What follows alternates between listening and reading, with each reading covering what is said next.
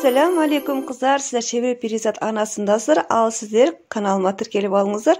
Бүгін біз осындай өзіме үйде бар заттардан үтіктейтін тақтайша жасап алдым. Соның процесімен бөлісетін боламын. Ең алдымен сарайда жатқан, стройкте қалған осындай ДСП-ның ағашын өзіме керекті өлшемде қырқып алдым. Шынымды айтсам, араны бірінші рет ұстап тұрмын, өте қорқтым. Егерде білетін кісілер болса, содан көмек сұрап қырықтырып алсаңыздар болады, егерде үйде жасайтын болсаңыздар. Одан кейін столдың үстіне осындай поролон сатып алған болатынбыз. Қалыңдығы 2 мм. Соны қалған кусогын осы тақтайшаның үстіне жабыстырып қолданайын деп шештім. Және де сол өзімнің өлшеп алған тақтайшама үстіне қоя отырып, содан кішкене артықтау етіп қырқып алдым. Ал оны мастер клей деген осындай клей бар. Осыменен екеуін бір-біріне жақсылап желімдеп алдым. Екеуі жақсылап жебілдім деп болғаннан кейін кәдімгі ақ бөз матасын кішкене артығынан қиып алдым да тігіп, осылай шетін тағы да қайырып тіктім. Өйткені мен қайырып тікпейтін болсам, ол кішкене кеңдеп алған едім басында, сондықтан ол жаңағыдай қап сияқты болып қалды. Сондықтан сыртынан тағы да солай тігіс жүргіздім.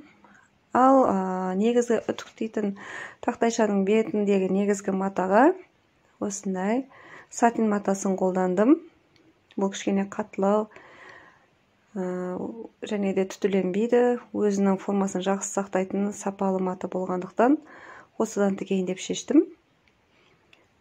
Бұны да екі жан жағынан жалпы 10-15 см артығымен қиып алдым. Өйткені қайырып шетіне резина не болмаса бау өткізетін болғандықтан, менде нақты үйде бау болмады, резина болмады. Сондықтан кәдімгі лентамен бау өткізейін деп осындай тігіп алдым.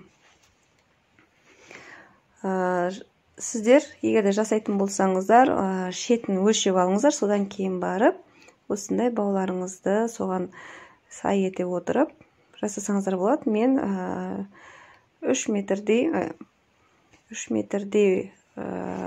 лента қолдандым, және де ол маған кішкене артығырақ болды. Сөйтіп резинаны осылай өткізіп алғаннан кейін лентамызды оны қатты тартып, тақтайшамыздың үстіне шақтап, одан кейін барып артығын қиып тастаймыз.